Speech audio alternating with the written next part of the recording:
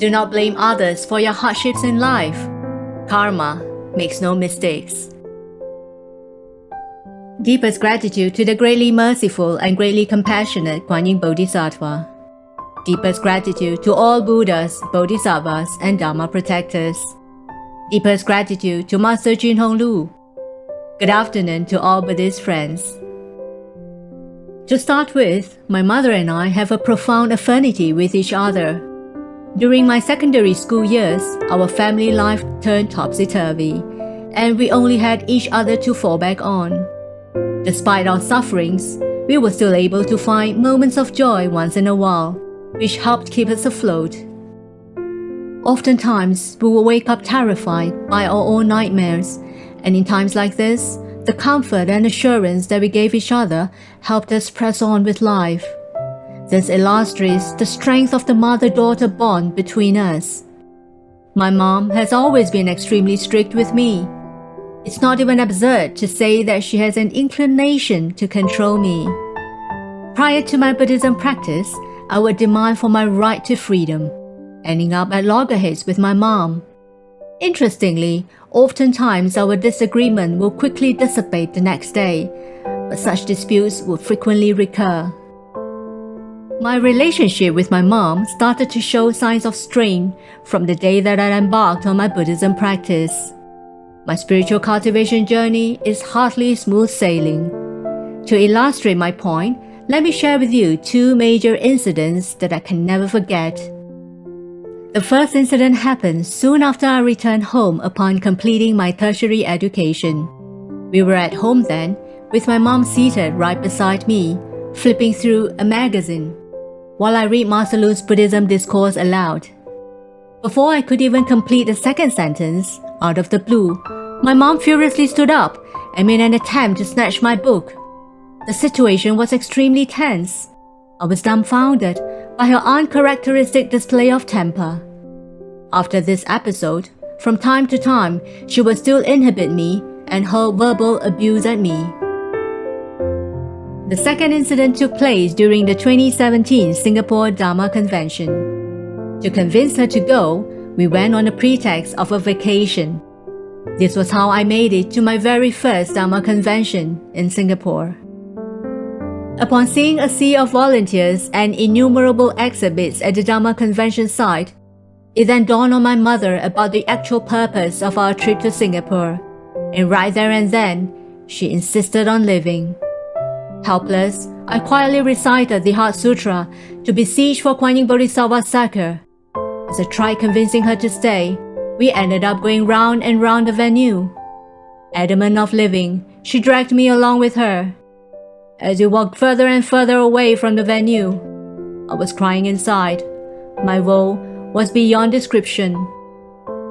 All of a sudden, I plucked up my courage to run back to the convention site. I saw my mom pacing not far behind me. Out of the blue, she let out a cry of despair, creating a scene in front of thousands of people there. Petrified, I picked up my pace. We were playing cat and mouse right in full view of others. My helpless action had caused disruption and inconvenience to some Buddhist friends who were lining up to enter the convention. For this, I would like to fervently repent to Guan Yin Bodhisattva, Dharma protectors, and our revered master. A couple of minutes later, fortunately, a volunteer stepped forward to get us out of this predicament.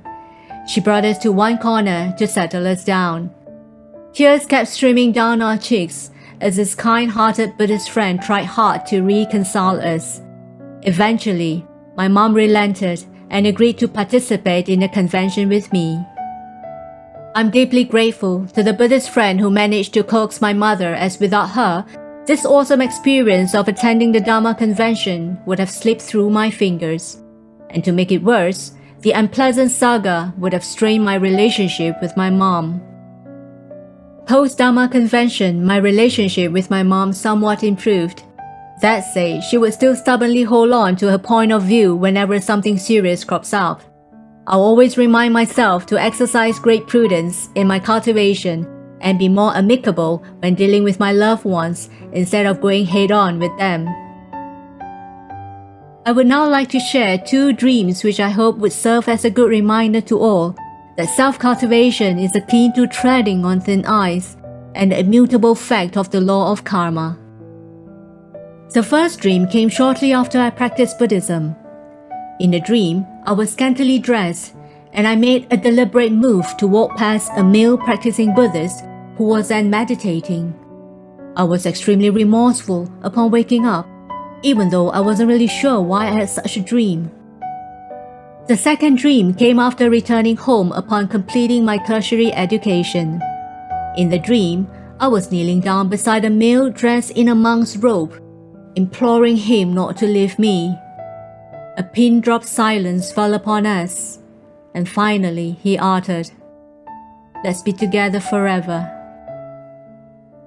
These two dreams raced through my mind in one of those episodic conflicts with my mom.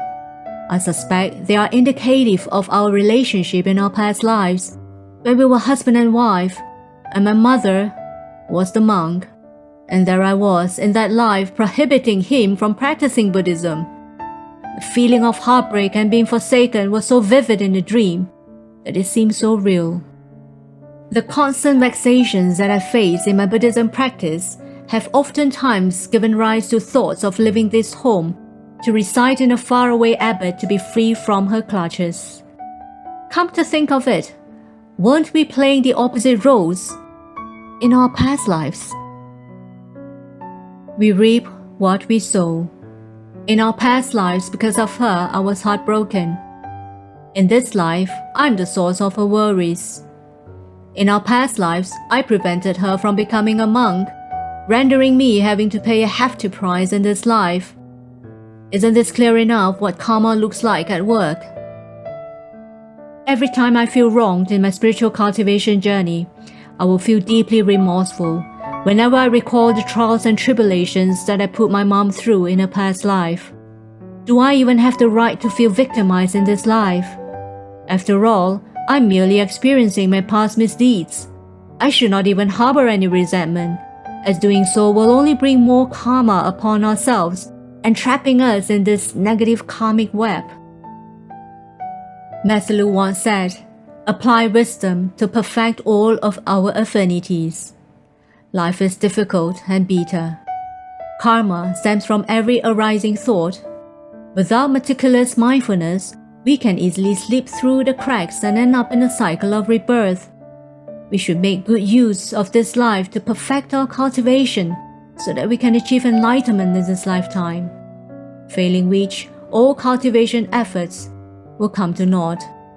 What's even more ironic, by then we would have forgotten about our past and missed our homebound journey to heaven. The moment the karmic effect comes knocking at your door, it's very much like having both the torrents and ferocious beasts bombarding you at the same time, and by then, do you think you're capable of shielding yourself from the onslaught? Hence, we should cultivate ourselves spiritually every minute of the day and persevere in doing so for as long as we live.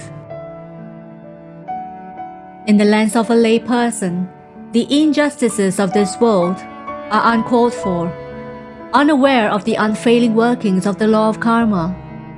I would have been similarly blinded and reacted negatively to my life's crossroads had I not chanced upon Guan Yin Citta Dharma door.